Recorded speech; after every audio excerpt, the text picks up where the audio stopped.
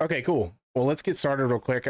What I want to do is, well, first of all, I want to thank you for taking the time to just, come hang out for an hour or so and just kind of chat, we're trying to get different types of guests on and just cover different topics, nothing in particular. So I appreciate you taking your time.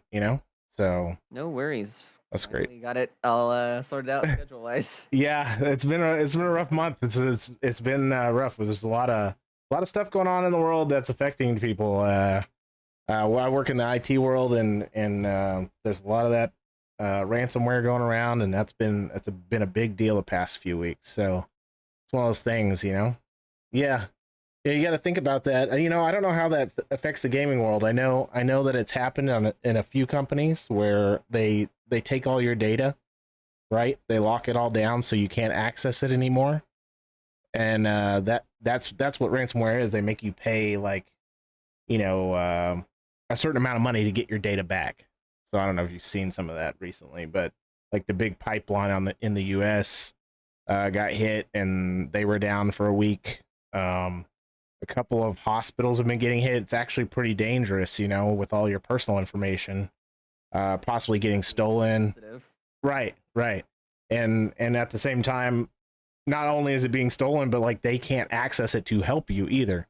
So it's a big issue that's just, increasing, like people trying to figure out how to fix that. So Yeah. anyways, that's just that had me messed up for a couple weeks there because we had some clients get it. We had 3 or 4 clients and we had to kind of go through the motions through all of them and get them back to, running basically. So it was a rough one. Plus I got my COVID shot and that like kicked my butt for some reason. So Hey, congrats. yeah, thanks. Yeah, it's one of those things, I thought I would be just fine and I wasn't. And I guess it affects everybody differently. So that's how it goes. So Dude, yeah. I had the same thing happen to me like a few months ago when I got mine. yeah. Awful. Yeah, I had heard some people were like, "Oh, it's easy," and other people were like, "No, it like I was out for 3 days." Luckily for me, it was just that one day. Otherwise, I don't think I could have handled it. hmm uh, I hate having to lay in bed all the time when you got so much stuff to do. You know what I mean? So that's how it goes. All right, well, Alec, do you want to tell us a little bit about your channel and like what you do on your channel? Like just a little about yourself. I'm gonna put your socials up while you're talking, so feel free to just kind of tell us about you. Sure. Yeah, so my name is Alec, obviously. Alec and Stuff, aka also known on the internet as Alec and Stuff. And for my channel, uh, in the past, it's always been gaming related, but in the past, I've kind of um been more familiar with edited, sort of pre-recorded video content. And it wasn't until I want to say 2018, 2017, late 2017, 2018, somewhere in there, that I started getting into streaming on YouTube. It was good. I did that for probably a good amount of a year. But then after that point, it was around December of 2019 where I started thinking, like, you know what? I have a lot of friends that stream on Twitch. Twitch is a bigger platform and bigger streaming platform, I should say. I'm not going to insinuate that it's bigger than Google. Absolutely not. But in the culture is just so much different on Twitch. So I had my eyes set on it for a while, and it was around January, February of 2020 when I started streaming there instead. And at this point, we're over a year into streaming on Twitch, and it's been great. Um, I don't know if I would have still been here streaming if I was on YouTube because of all the different variables that go into it. But moving on from video editing to streaming, all that stuff has always encompassed things revolving around Nintendo for the most part. So you've got your Pokemons, you've got your Smash Brothers, your Mario, your Zelda, the works. So pretty much anything that can be played on a Switch, I've probably played it or have plans to. And this year, we actually did a what I call like a progress report stream, and basically me just gauging the audience. Like, what would you like to see moving into this year? And what do you think I could do better? What do you think could be improved? What would you like to see? And this year, we're starting to make strides into doing stuff outside of that too, because a lot of people don't really know. I mean, on the internet, they know me as the Nintendo guy, but I also play a lot of competitive games and stuff outside of just Nintendo. I have all three consoles and a really nice PC, so I play pretty much everything. And Yeah. so branching out a little bit, and this year has been Spread really your wings a fun. little. Yeah. Yeah, exactly. So it's been something that I've been a little uncomfortable with, just because when you have an audience and they like the stuff that you do, introducing them to something else kind of makes you feel a little worried, because you'd start thinking like, who would care, blah blah blah. But Yeah, the the people in anxiety our audience, for sure. the people that are in our community are just they surprise me with how much they make me feel like they're there for me and not just what I'm playing. So yeah, that's really nice, and it's been fun. So Very that's cool. about where I am in that whole journey. Yeah, that's awesome. So starting to branch out a little more variety than just Nintendo stuff at this point for this year. So a couple of questions here, just from your intro. First of all, Alec and Stuff, does that have any significance? Like the name? I, mm. I was afraid of the day someone would ask me this, but so I I don't know how in detail I should really get, because it's not that No, that's interesting of a fine. story. But it was back when you know in I want to say like 2008, 2009. I don't know if the year. I'm sure someone will know more than I will, but basically when Instagram was first launched, Mm. a lot of my friends were downloading it at the time, and I was still in school, so I was thinking like, I should make one. So I did. And then the part that some people dread is whenever it asks you for what username do you want. So I thought, God, I mean, like all of my friends have these really cool usernames. Like I had there was this one girl that went to my school. Her name was Bree.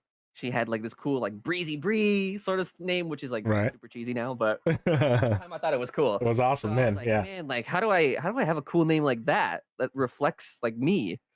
So I thought, okay, my name doesn't rhyme with anything. So if I just say Alec and like what? Like what Hmm. what, what is me? So I was like, well, I don't really want to tie myself. I was really thinking about this, you can tell. So I was like, I don't want to tie myself down to any sort of subject or topic. So I'll just put stuff. And so I There you go. did. And then that's it. I told you it was That's okay. but No, that's all. it was Hey, like this. It was like this old username that I made for Instagram back in like whatever year. you just kept it. Yeah. Fuck sense. Yep. I mean, the origin story can always start off boring. You know what I mean? Like Yeah. even in certain superhero origin stories, that's how it works. So it's all about mean, when that you think journey about after it- the fact, right? So Yeah, and when you think about it, like how interesting of a name is Superman? Right? true. It's Yeah, yeah. Superman. True. You're not wrong. I got you there. So whenever I think Uh, about it that way, it makes me feel better. Awesome. Yeah. Okay, so my second question from kind of your story stuff is so you started streaming and doing mostly Nintendo stuff. So my question is, have you always been like a Nintendo fan? Like, has that kind of been your main console or like your main form of entertainment, Nintendo like games? Good Are you- question.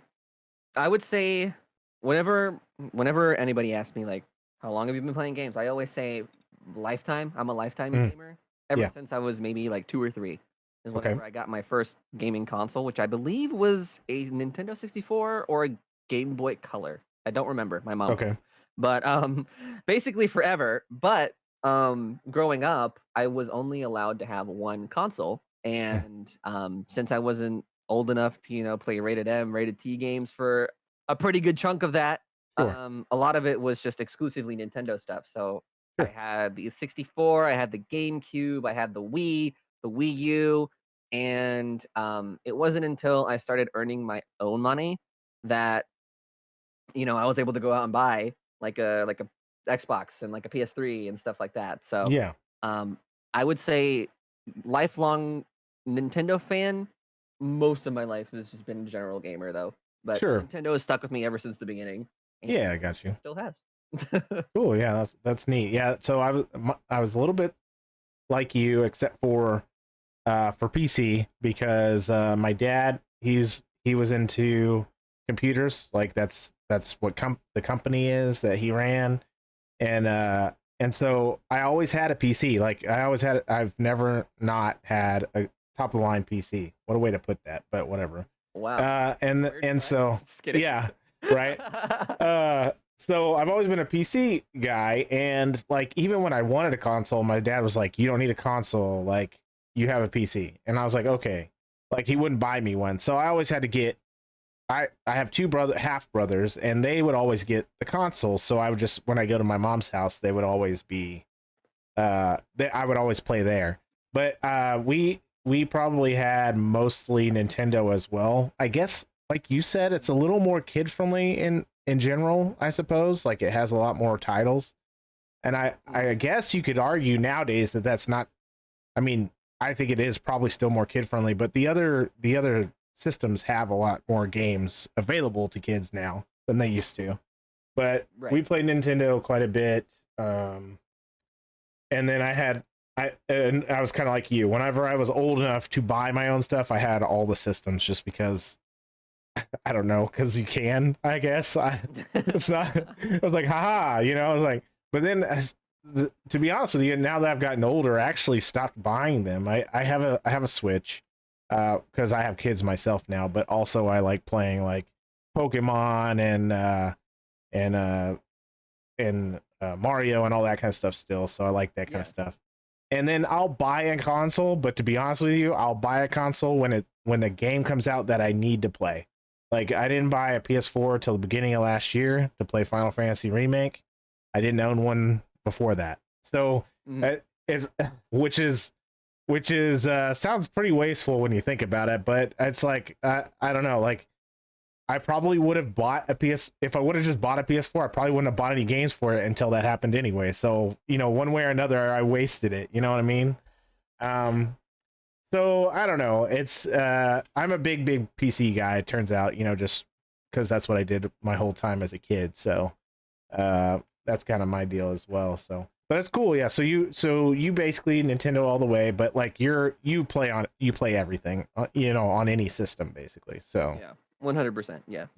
Do you have a favorite genre of game? I wouldn't have thought it back in like 2015 before Overwatch came out, but apparently I'm a pretty big competitive shooter fan. Okay. Um, so yeah, it's right after Overwatch came out. I was like, I'll try it. The heroes look cool. I'm not really great at shooters. Mhm. Turns out, I am. And I don't know if Ares gave you like a background or anything, but Mhm. back in back whenever I actually played it, there were seasons upon seasons where I was grinding to top 100 in the leaderboards Yeah. for North America in Overwatch, and pretty consistently I would make it to like 150. So either way, I mean, not bad. Yeah, not bad. Yeah. But before that, like I don't know, like it was completely out of my mind to even play anything shooter related. So I would say probably outside of like consoles, shooters are a Mhm. big one for me. I love playing games for the sport. I'll play casually too, but there's something really satisfying about learning the mechanics of a game and getting good with them for me. Yeah. And I guess like just Mastering playing something. outside. Exactly, yeah. Got you. And outside of that, I always like to name like a multiplayer and a single player genre. So for multiplayer, it's competitive shooters, and I think for single player, probably like I would probably say RPGs. Yeah. So like your Zeldas, your Personas, your pretty much anything. It's a pretty broad term, but Sure. Sure. yeah, a lot of my favorite games fall in the RPG category. So something like Yeah. that, or platformers. Yeah, I definitely love RPGs myself, and for me, I almost to a flaw. I would say it's a flaw. I play any co-op that I can get my hands on, and I've been known to buy like 4 copies of a co-op game, so that I can play with friends, and we haven't even looked at it, and then we have to return. We have to return them after 3 hours because they're really, really bad.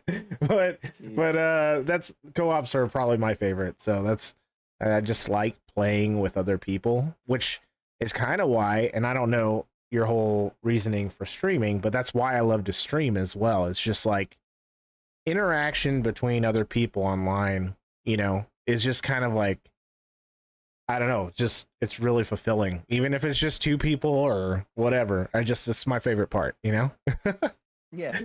Just hanging out with people. That's what I like. So I don't know. That's cool. Well, let's get into it a little bit.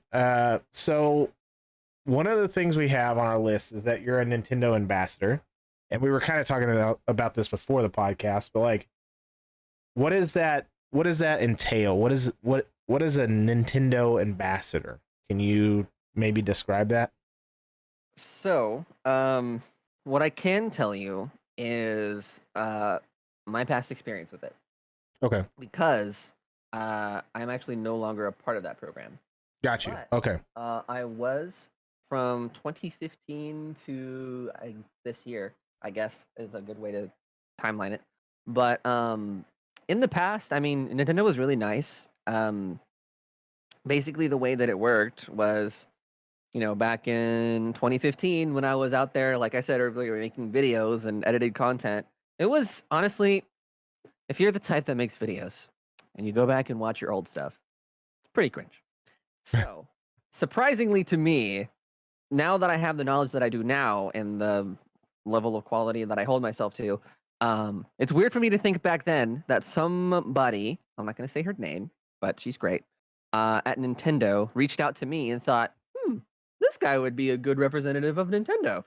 Hmm. Really, really just privileged to even be able to say that. But back in then, I guess somebody at the treehouse stumbled upon my content and they asked me if I wanted to be an ambassador, and I said sure, yeah. So at the time, the program kind of has evolved over the years, so it's changed a little bit. Mhm. At the time, what being an ambassador meant was that you get access to press events. So 2015 was the first year that I went to E3, which was great. They would also send you review copies. So for like a good 2-3 years, I was getting copies of Nintendo games about 1 to 2 weeks early, which was really nice. Sure. And Yep. I was, fully scripting and writing reviews for them, which was fun. I love writing reviews; they just take a while. Sure. So I was doing that, and that was pretty much it.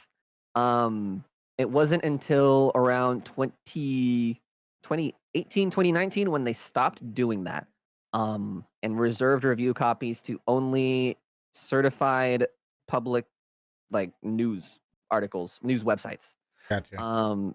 You were still part of the ambassador program. They just weren't sending out review copies. You would still get the game just digitally on the day of release, like everyone else.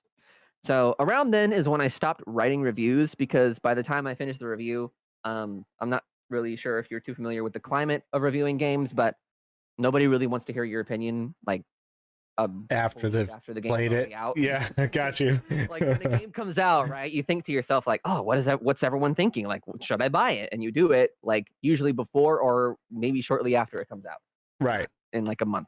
Right, I So, got you. Yeah. so for that reason, I You stopped lost that reviewing edge. games.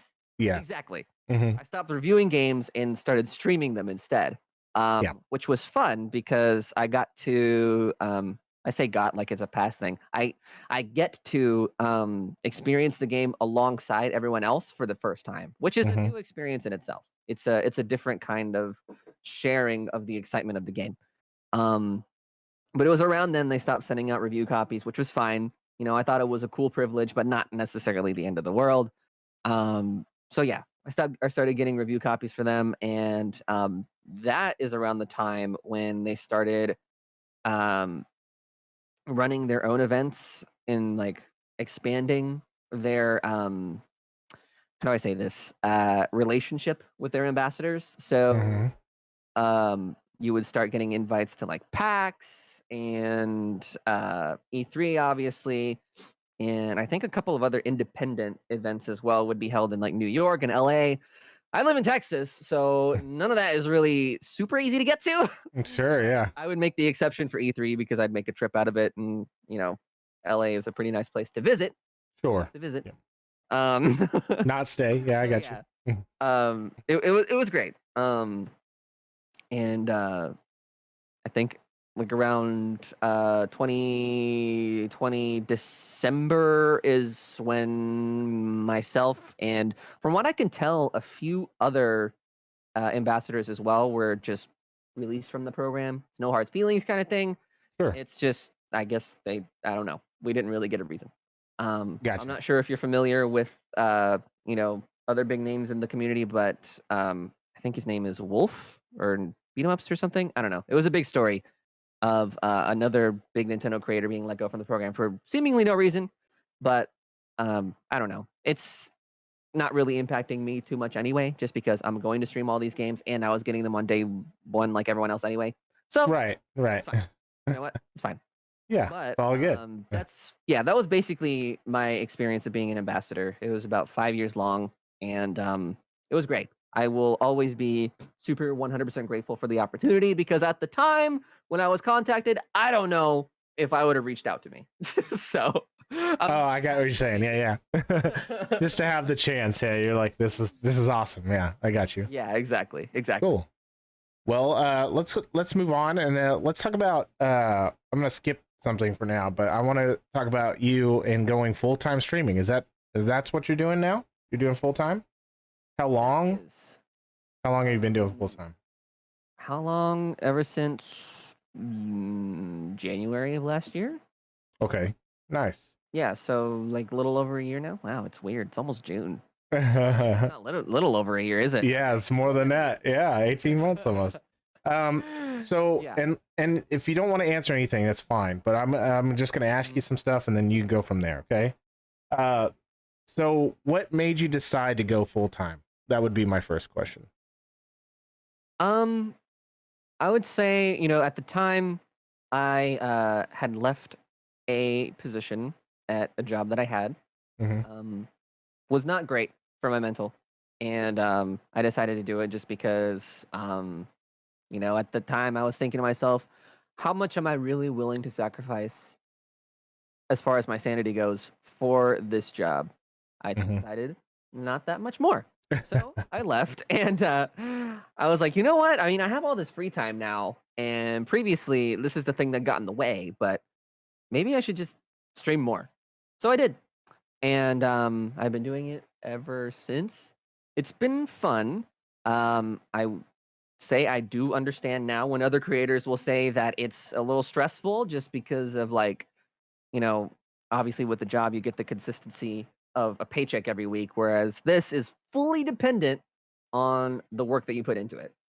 Sure. And not only that, but just a bunch of other random factors too. So financially a little stressful, but emotionally I love it. It's way better for me than I think, going into a building and being yelled at by management. I don't know. Sure. Yeah. No, I understand that completely. So. Well, that's cool. Yeah, it's always a big step. It seems like for a lot of people, to go full time.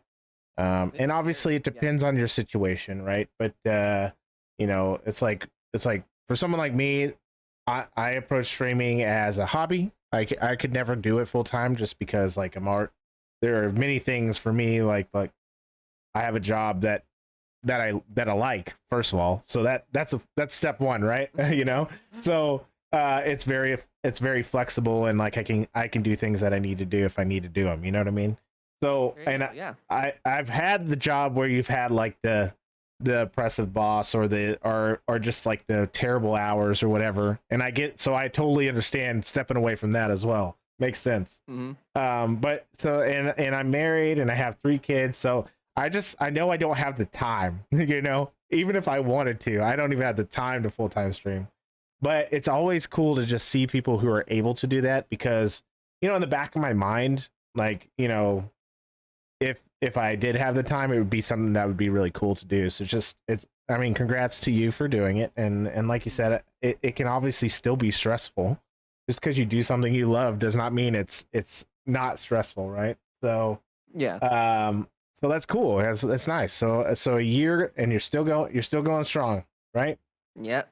Awesome. 2021. So weird that we're almost halfway done. What the heck? I agree. Like it's been a quick year so far already. Uh huh. Oh my goodness. So can you talk a little bit about joining Exodus, I guess? Like how did that process go? I guess you were approached by Aries? Right. Yes? Okay. So, the aforementioned job that I was at, that's where we met. Hmm. And Okay. I want to say I've known him since 2017. So, pretty good amount of time now, 4 years basically. Yeah. Um, and he just, out of the blue one day, we were just walking back to our cars, and he was like, "I think I want to start a company." I was like, "What?" He Okay. said, "Yeah," and it was something along the lines of like, "Would you want to help me with that?" And I said, "Sure, man. Like whatever you need. Like I will do my best to help you with what I can. Right? Sure. I don't want to Yep. overpromise and say that I'll do something when I can't." So I Hmm. told him like, "Whatever I can offer, I will use it to help you." So he said, "Okay, cool." And that's whenever uh this whole exodus path for him started, and it's been interesting watching it grow from just an idea that he was thinking about because he talked to me about it before, and growing it into a thing that he's like managing now. It's funny that you like whenever I got onto the call with you, I was like, "Is Aries gonna be here?" And you were talking to him like, "No, he's just here to manage and make sure that it gets done." And you're like, he sounds so boss like. It's so Right. cool. He's definitely really laid back about it. So it's not he's not like, a crazy boss or anything. So that's Yeah, he's fine. not like the ones that I had to lead. Yeah. At least that's what we're gonna say on the podcast. So when we get off, we can. No, I'm just kidding. I'm just kidding. Uh, so when were you already doing some streaming then, right? Yeah, Just so after hours or whatever, after it was working your it was job as much that I could fit outside of my with job your that schedule. was already unpredictable hours. It wasn't like set hours every day, which was super annoying. Yep. Mm-hmm. But it was as much as I could, which usually boiled down to like 2 days a week for like a couple hours. Cool. Which was didn't really feel like enough for me, just because the gaming space moves so fast, and I was like, this new game came out, but I can't cover it because I don't have my schedule for next week. Yeah. So it was super annoying. But yeah, I was streaming at that time, and he's always been super supportive of me doing streaming too. So Awesome. Yeah. yeah, he was like fully aware of what I was doing. Cool. Cool. Well, we already kind of discussed E3 a little bit. I guess this was in during the ambassador chat. Did you go to E3 more than one time, by the way, or did you only go? Okay, I've been cool, a total of 4 separate times. Twice when it was an invite only event, and twice when it was not. got you. So yeah, it was I think it was 2015, 2016. Did not go in 2017, I don't believe. And then no, I did go in 2017. Did not go in 2018 and 2019. Cool. And then 2020 didn't exist. So Yeah. Well, nope, nothing happened. Yeah. yeah. So how do you like E3? Because it's more. I don't know what you want to call it, commercialized, I guess, than some other cons you go to. Like if you go to like let me rephrase that maybe, but like if you go to a PAX or something, right? It's commercialized, I guess PAX is, but like you go there and you go and you go to different like I don't know what you want to call them, but you go to different events there, and you're not just looking at like brand new games coming out. You're going to like seminars for different things or whatever. How's E3? Is it similar to that, or is it mostly just about like all the new games coming out or new hardware or whatever? Right. So it depends.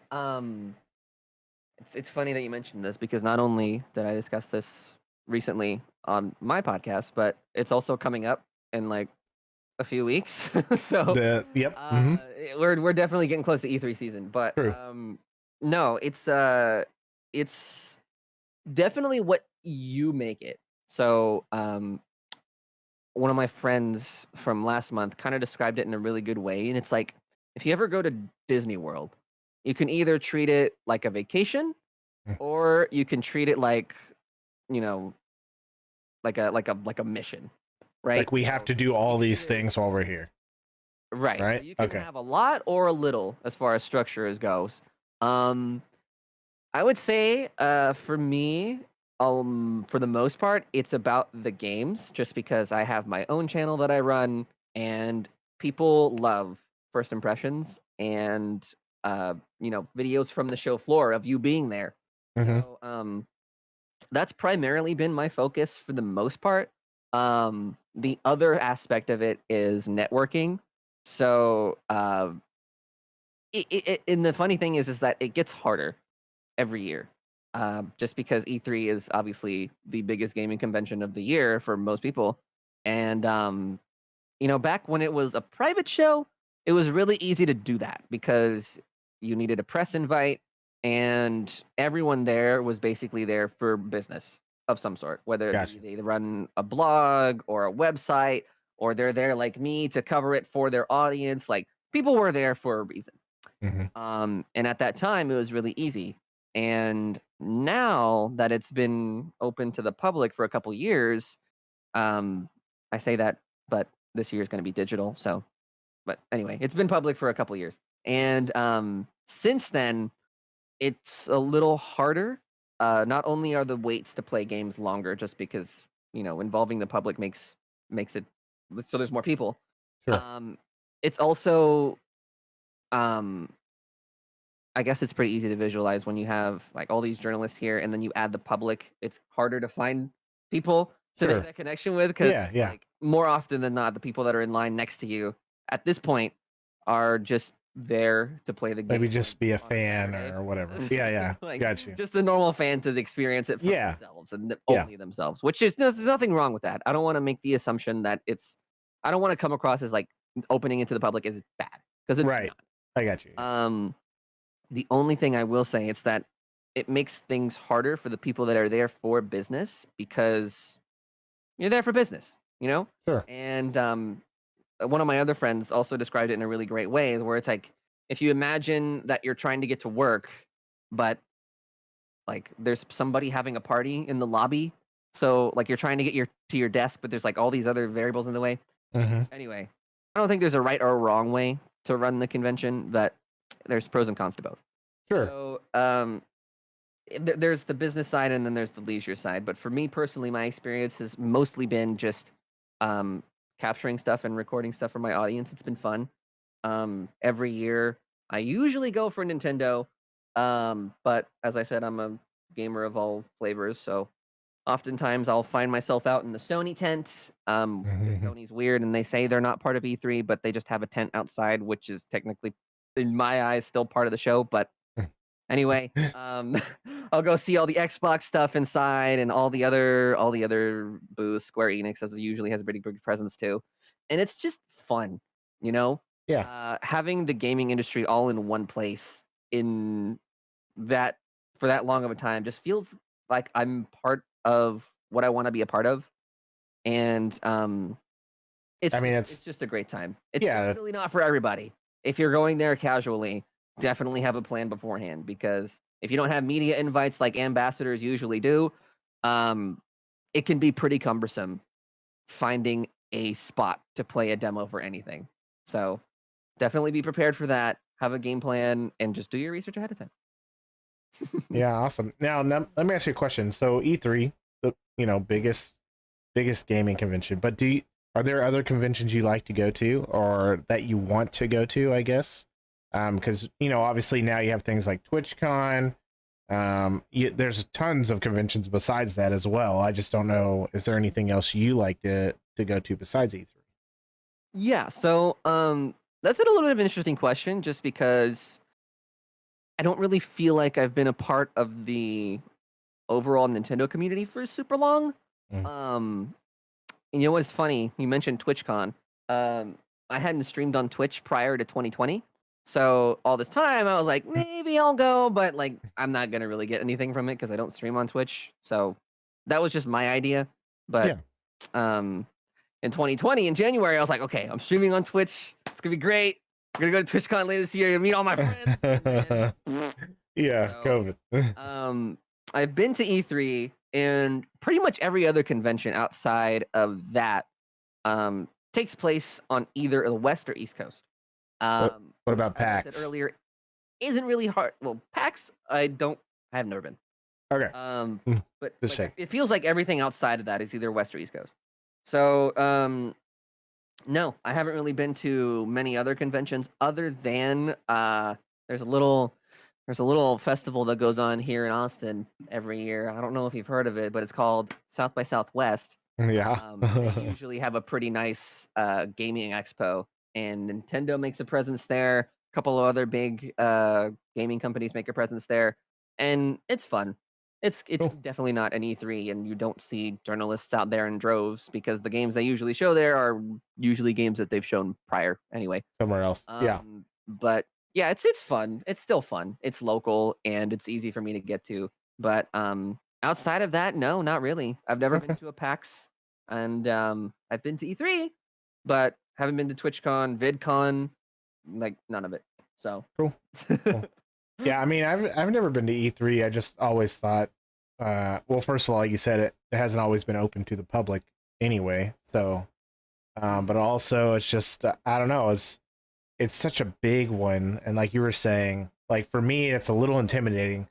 Although I will say that, and then say I've been to like Dragon Con, which is massive, but like I feel like Dragon Con is a little easier to do stuff on because you really go to, or at least I went to Dragon Con for the experience. There's a lot of cosplay there, so that's easy to see, obviously, because just everywhere you look, there's like cosplay and stuff, and like there are so many things that that are at Dragon Con, and like so many rooms and seminars that it's a little easier to kind of maneuver, you know what I mean?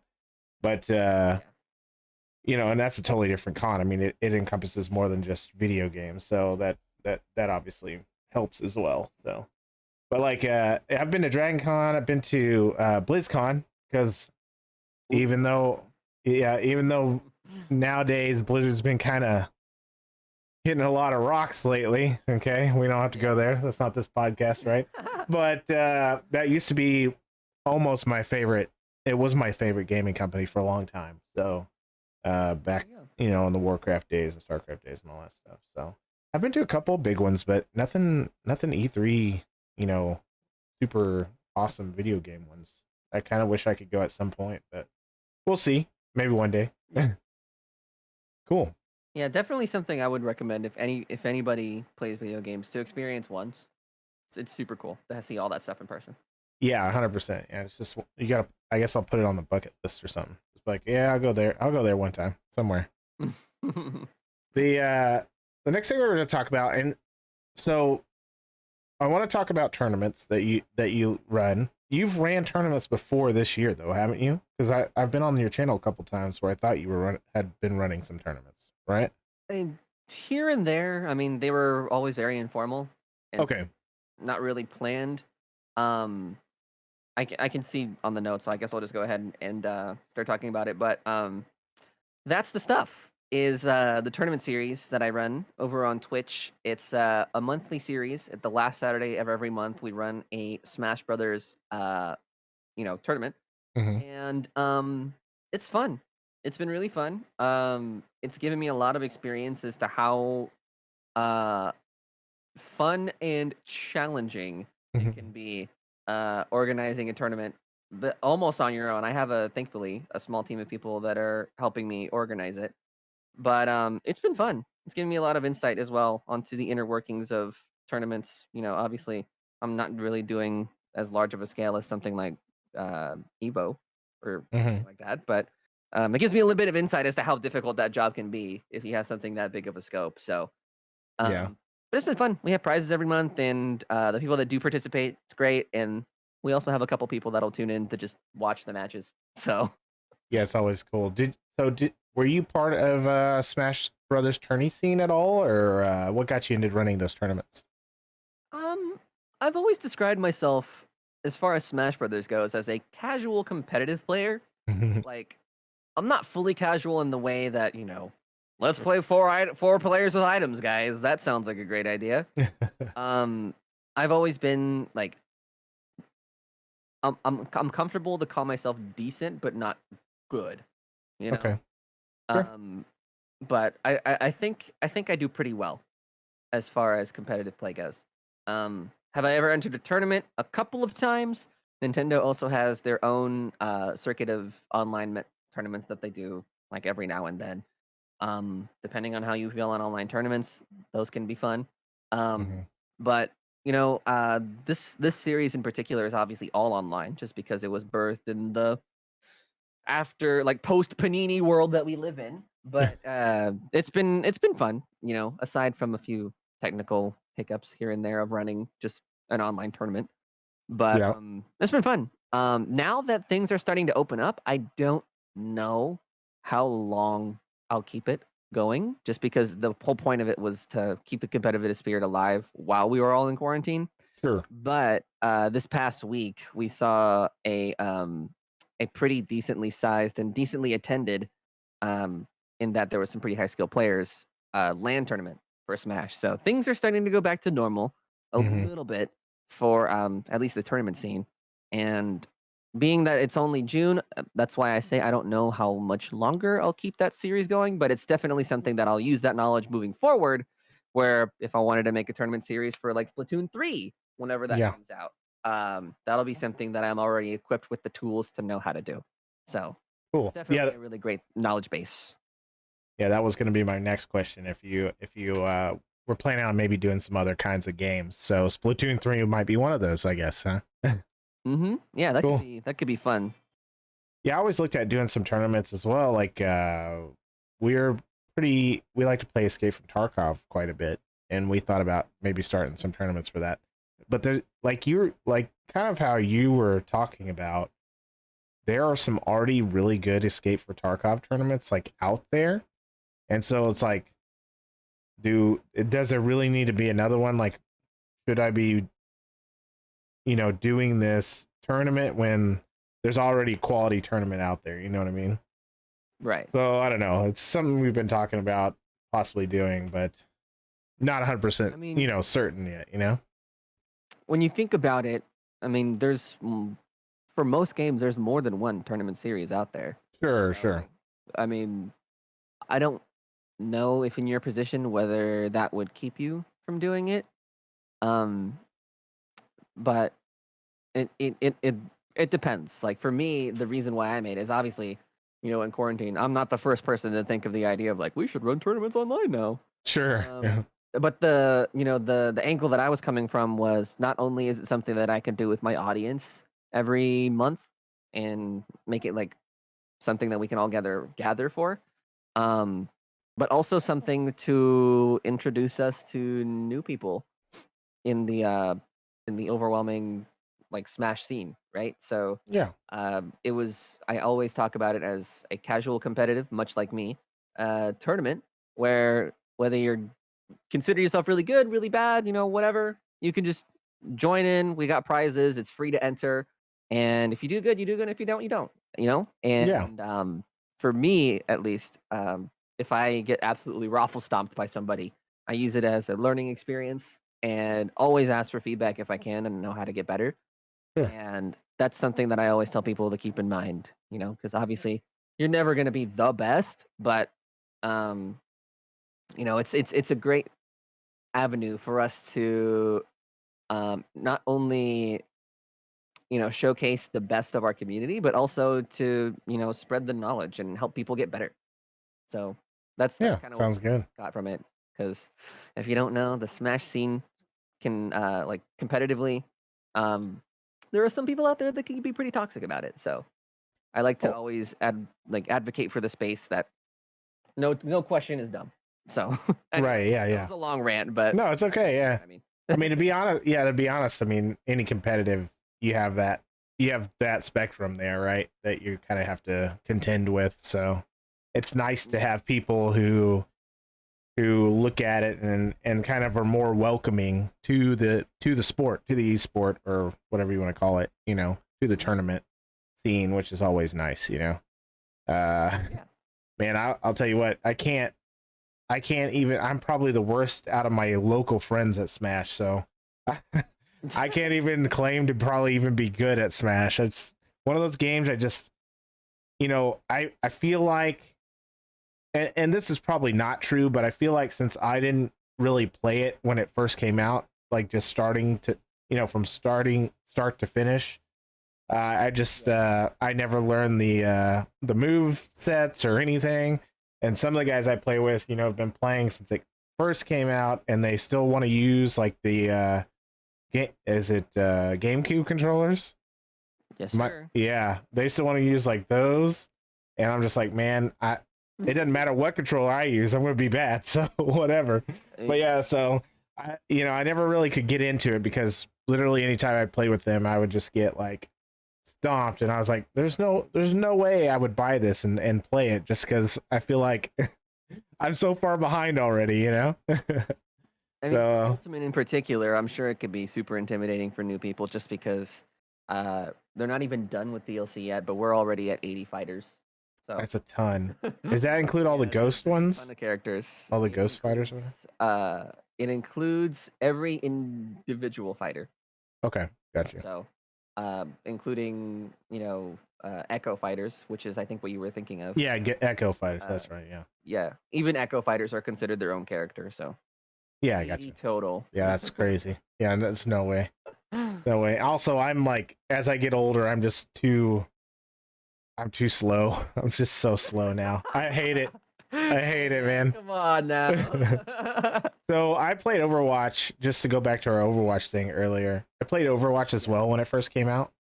And I played with it. Me and my friend, we played religiously for like 4 or 5 hours a night and would play. We were trying to be in the top, as high as we could get as well. And I thought I was pretty good. We did pretty good for that first year. And then something happened and we took like maybe 3 months off or something. And the advancement in player skill just in those 3 months, like when you just stopped for that break, was so much higher that it literally, like, I went from like we were 80% win rate or whatever it was all the way down, like we were losing everything. We're like, man, like if you're not on top of those type of games, you just get hit so hard with the realization that, oh, all these other people are still playing and they're way better than me. Right. So it's just funny. It's crazy. Did you see Overwatch 2? It's gonna be 5v5 instead of 6v6. Yep. Yeah, what do you think about that? That's all I'll say about it. Okay. Unless you want to get into that discussion. Right, yeah, it's a whole nother tangent. Competitive scene, but Yeah, it's a whole nother discussion. Yeah, no worries. I just saw that the other day too. I was like, interesting. Okay. It is interesting. I don't really know how to segue into this next one, and I'm not 100% sure. But first of all, for your channel, are you family friendly, or are you one of the ones they have to click I'm 18 plus to watch the stream? Right. So, I get this question a lot, just because when we get new people, they're always like, "Well, what's your policy?" Mm-hmm. Yep. And the answer I always give is think of the worst PG-13 movie you can think of, right? That. Okay. Which introduces a lot of gray area, I know. Sure. But depending on the year the movie came out, it introduces a lot of gray area. Exactly. And with Twitch, you never know how old someone actually is. True. So, Yep. that's usually what I say, and Mm-hmm. I'm not. It all depends. Like I'm not super like totalitarian. Like you break the rule once and you're gone, kind of thing. Mm-hmm. Sure. But you can usually read someone's intentions with what they say. So, I usually say, try your best to be PG-13. Nothing like super sexual or like weird. Just Right. read the room. You know? Yeah. And like I said, obviously that introduces a lot of gray area, but thankfully, I have a pretty good mod team that is pretty much on par with what I'm thinking too. In the So same if mindset. anyone Yeah. does cross the line, all it ever results in is just like, hey, if you could not do that, that'd be cool. And then they're usually like, cool. And Yeah. then that's it. You As long as you're transparent with people, I don't really think it matters all that much. sure. Sure. And if you ask me, I would say that the majority of Twitch runs on that same sort of guideline too. They just have different Mhm. ways of describing it. Yeah, that's true.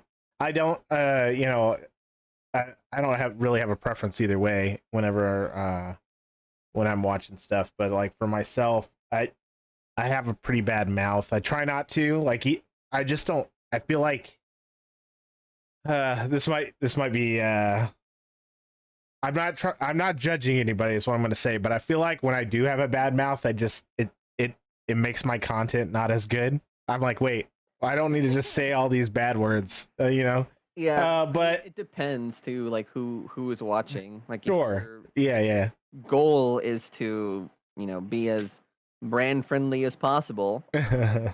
probably don't do that. Yeah, but I do keep mine on 18 plus just because I know that sometimes, depending on language, I want people to know that that could be there. And like you said, PG-13, that language can still be there, just less, obviously. So, It's not like you said, it's probably not much different, to be honest. I just do it for me. It's just for safety. I have all my bases covered. If I make you click that button that says you're 18 plus. But that's funny. So that's cool. Well, the only reason why that question was intriguing to me, as I was wondering, because you said you get asked that a lot, but I don't know. Do you think it's because you play Nintendo games? That's what I wanted to ask. You see what I'm saying? Just because Nintendo has more of a quote unquote family friendly, like more of their games are family friendly, right? Yeah, I think that probably has something to do with it. Some people make the mistake of, categorizing them as kids games. Which I don't really think so, in the Right. same way that I don't really think Disney is made for kids either. It's more so just Mhm. for a general audience. Yes. And for the most part, that's the goal, right? Mhm. And like I said earlier, I think most big creators or small, everybody usually runs on that same sort of temperature. I don't know what Sure. other word to use, but of PG-13. Yep. So like, curse words are fine as long as they're not directed at anybody in a mean way. Like, intentions matter. And I think part of the reason why I get asked that a lot is that, you know, in comparison to me, Nintendo is a little cleaner as far as Sure. that's concerned. Sure. Whereas I guess some people would consider that clean as well, but I tend to take the reins off a little bit more in Sure. that way. I don't necessarily care what you say as long as it's not uh derogatory, or like there's no malice with what you're trying to say, Sure. I got right? And obviously that saying it in itself has a lot of gray area too, you. because someone could say something without malice, but it'd still be really offensive. So Sure. you Mhm. kind of this is where you kind of have to rely on not only your own personal judgment, but also the people that you decide to enlist on your moderation team as well. Yes. Correct. And it's moderation is just really hard. It's it's all Sure. people trying to keep people from being like a certain way, and Yeah. there's no like finite way of saying like this is okay, this is Every not. situation's different. Yeah. I got what you're So saying. Yeah. yeah, for as much flack as Twitch TOS gets, it's really hard to write Sure. rules that are clear and concise. Yeah, So exactly. That will cover every situation. Yeah, I get that. exactly, because 100%. people can interpret it differently, Hmm. and I think I do my best and as good of a job as we can of keeping our environment as friendly as possible and making sure that everyone of all ages feels welcome. You know. Sure. Sounds good. Okay, I have one last question. Well, it's technically probably two, but Okay. favorite game of last year. Is that what was your favorite game of last year? Mm, If you have a tie, that's fine. This also doesn't have to be a finite answer. so it's funny. It's funny that you say that because I actually made a video about my top 10 games of 2020. Is that Um, on your YouTube?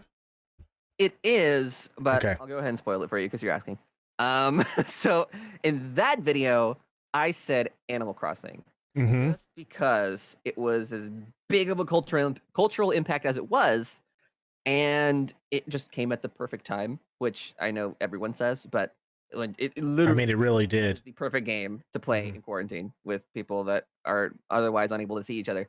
Sure. So I think on those merits, probably Animal Crossing. Mhm. As far as game that's had the most profound impact on me, probably either Final Fantasy VII Remake or Last of Us 2. I get Nice. a lot of flack for that one, but I don't care. It doesn't matter to you. Yeah. Then like you said, it's to you. Yeah. Seven remake was probably mine as well, and that's just because I mean, it's nostalgia for me mostly, but it's just something I've been looking forward to for so long, and I really thought it was really good. There's been a lot of disappointment in games that you wait for a long time sometimes, like Kingdom Especially with Hearts how 3. long Remake was in Yeah. development. Yeah. So there we could have had worse, and I thought it was pretty good. So and suffice to say that I'm excited next month for the next rendition. Yeah, so Yeah. it'll It's be funny. cool. I'm playing along with someone who has been playing it ever since she was like a little girl, and she's like, we were playing it together, and she like there was just so many scenes that were coming up. She's like, "Oh my god, this is what it looks like," and blah blah, blah, and this is what changed. And me, who has never played a Final Fantasy game before, is just going into it blind, and I loved it. It Really? was great, and I can't wait for part two, which I hope we'll be hearing from something at E3.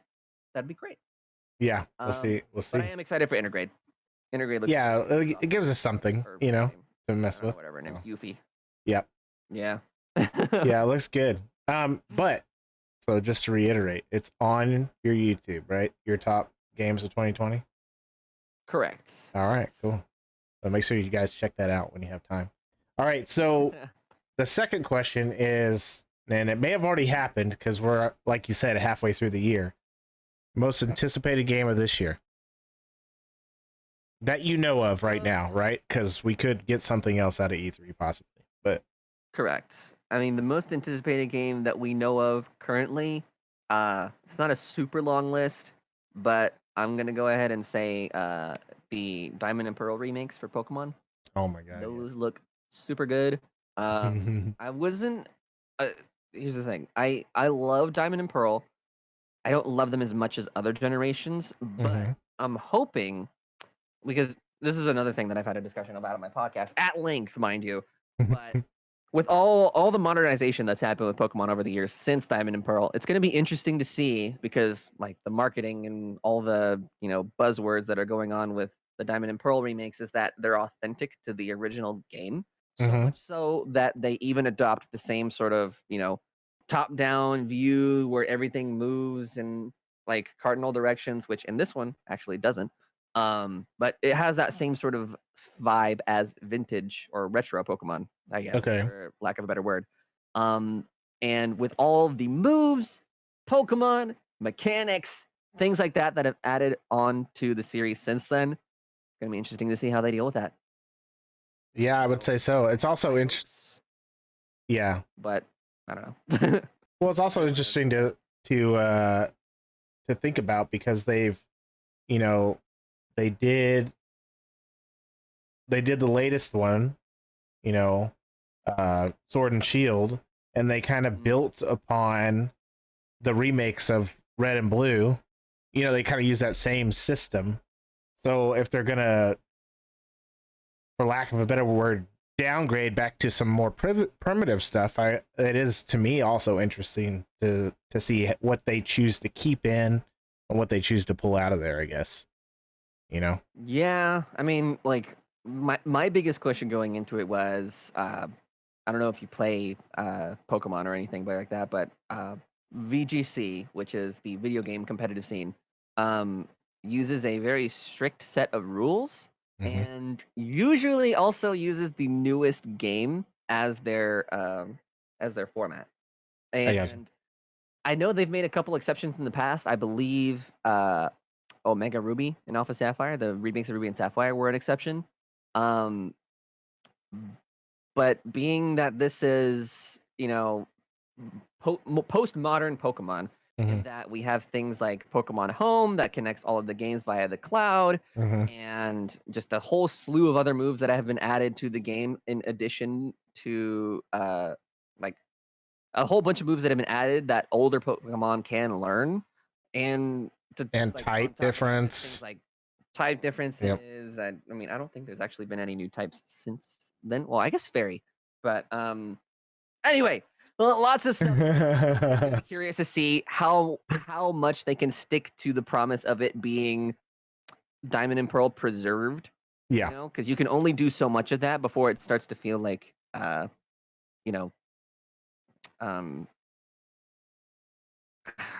struggling to think of the word, but there's a specific word that describes like when a game is good at the time, but since new games have come out since then, it feels old. Like for me, the original Red and Blue is practically unplayable because the mechanics are broken and it's just not a great battle system anymore. Right. At the time it was great, but yeah, I don't know. there's been a lot of quality of life from here to there. So it's like when you go back, man, I suffer from a lot of games that I go back and try to play. And you know, for as much concern as I just threw out into the world, that is my favorite and most looked forward to game of 2021. Hey, yeah, awesome. Yeah, I do play Pokemon. Probably not as much as everyone else. I just kind of go through the game and beat it, and then I'm good with that. I'd say you're in the majority. Yeah, and I've played the game since it came out on Game Boy, so it's one of those games that I love as well. And that's another thing about you were talking. You know, just go back to that real quick. You know, they make games that aren't necessarily for kids or for a general audience. You know, I'm a 36-year-old man. I still play Pokemon. Okay, that's how it works. Okay. Yeah, there's no wrong with that. Yeah. So cool. Well, hey man, I really appreciate the time. I think that's all we covered. You know, everything we wanted to cover. So I just wanted to. I'm gonna have everybody, you know, go check out Alec on Twitch, Twitter, YouTube, all those. We just heard of some of his videos up there. Go check out his best games of 2020. You know, what you got anything new coming out soon? You want to talk about? As far as video content goes, yes. I am working on a few video ideas revolving around games that I have on my Switch. I'm going to be doing more like mini reviews, just because, you know, like I said earlier, reviews are hard to make, but if I'm sort of giving myself a general idea of what I want to say and then just doing my best off script, I mean, it'll be a mini review, but I think that's easier for me to make. So anyway, I also like mini reviews just because I can hear someone talking naturally about a game that they love. So I think and they're kind of quick and worlds. Yeah, makes sense. Right. And what are you playing on stream right now? Just so we kind of know. Right now, you doing anything? We're doing a single player playthrough of Paper Mario Origami King since I fell off of that campaign from last July, but we're making it back. Nice. And we've got also a pretty good amount of new stuff that is going to profoundly change how and what it looks like when I stream, but I can't talk about it yet. Okay, nice. Sometime in the future. Nice. Okay, good. So go check out his Twitch 100%. Find out that new stuff you're doing, right? So that'll be cool. Look forward to it. All right, man. Well, appreciate it. Thanks again. I know it's a Monday night, so I'm gonna get out of your hair so you can continue on with your night. I appreciate you. Thank you for the time, and we'll catch you around. All righty. Thank you for having me on. Yeah.